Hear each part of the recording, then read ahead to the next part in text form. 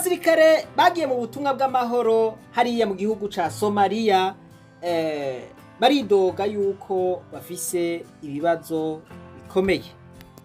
Bavuga yuko bamaze gukora amezi 18 kandi mwayo mezi 18 bakaba bamaze guhembwa ukwezi kumwe gusa.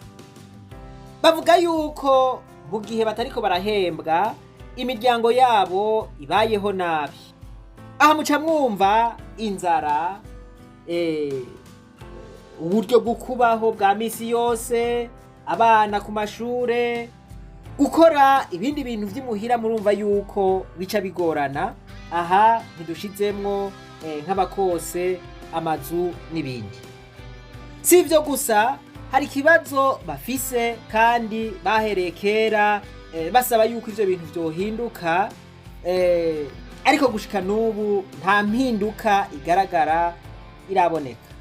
Barasavye yuko bovunjirwa idolari nk'uko bisanzwe, ariko ngo baratangara cane babonye bavunjiwe kw'idolari bakavunjirwa 1,800. Ca mwiyumvira namwe idolari ayo rigezeko kuri marché noir. Idolari rigeze ku 7,300, ariko bobo bakavunjirwa ku 1,800. Murumva yuko aka arakarenganya. Bagasaba rero yuko ivyo vyohinduka. Garutse kuvyo nahereye ko murumva yuko barangije umwaka umwe n'ukwezi badahembwa. Mwiyumvire namwe umuntu atunze umuryango kandi akaba akorera igihugu. Ariko none kwiyumvira vy'ukuri barakoze iki gihe cose, bakora aya mezi yose amahera yabo atarasohoka, canke yarasohotse akoreshwa ibindi bintu. Barasaba rero yuko boronswa ayo mahera kugira ngo biyorose ivyo bakeneye. Umva mutano wampaye inka, twe turazahawe abantu turino. Yego twagiye gukora turi mu gihugu ca Somalia, ni ukuvuga turi batayo zibiri nizo ziriyo. Tubatayo batuzaniye kuri aforo mu kwezi kw'icumi nabo turi kumwe. Iyo twari dukwije amezi 18 tumaze guhembwa ukwezi kumwe, naho nyene bakuduhembye kugira irihe ibiro twasavye tuzino. Kugira bayaduhembe ni uko sekade yarishuje iravuga ati abantu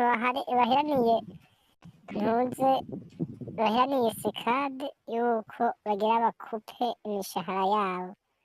Rero baca bagerageza baca bafata abasimba, abasoda twagomboye baheraniwe baza guhemba twebwe ukwezi kumwe kutarenga. Rero bigenze uko twe twabandanije turakora, hagera igihe yaho twaga dukurwa ino tuca tabura abatugombora. Tuza tugombora, igihugu bateguye ko coza kutugombora kiba kiratevye gatoya, baca baratwongera amezi 6. Bisigura yuko tuzoheza muri Desambre itariki 31 niho tuzoheza. Aho rero mwiyo misi twagoya tugomborwa, hari havuze yuko tudashobora kuvanwa ino tudahembwa amahera.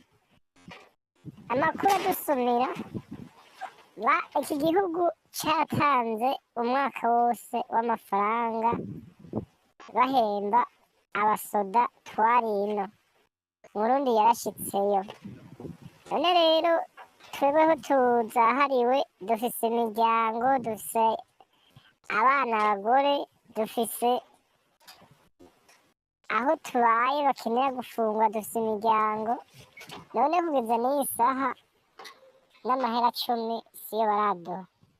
Ariko birazwi neza yuko amafaranga yatanzwe amahera y'amezi 12 none mudusabira mukadushikira kure ijwi ryanyu rigera kure mukatubariza tukaraba natwe ko twogirwa nk'abandi tukaronka udufaranga murakoze iyo mesaje nagomba ndabahe dukwije amezi 18 muri amezi 18 tumaze guhembwa ukwezi kumwe nanjye bariko biriha ibiro nuko wampaye. turasabye yuko abantu bajejwe ikibazo mu gisirikare bogikemura. Mu gihe bogikemura abasirikare bokorana umutima mwiza, ariko batagikemuye naho baca baguma bafise uruhagarara bigatuma badakora akazi nk'uko bitegekanijwe. Imana nibahezagire. Ndizera yuko ubu butumwa bushikiriye abo bwega. Ndabipfurije umunsi mwiza rero, Imana ibarabe neza. Reka twibananize rwa rugendo rwacu maze tugaruze umunezero Satani yatunyaze. Umuntu atarashika mu ishuri ry'abarundi bose turamuhaye kaze.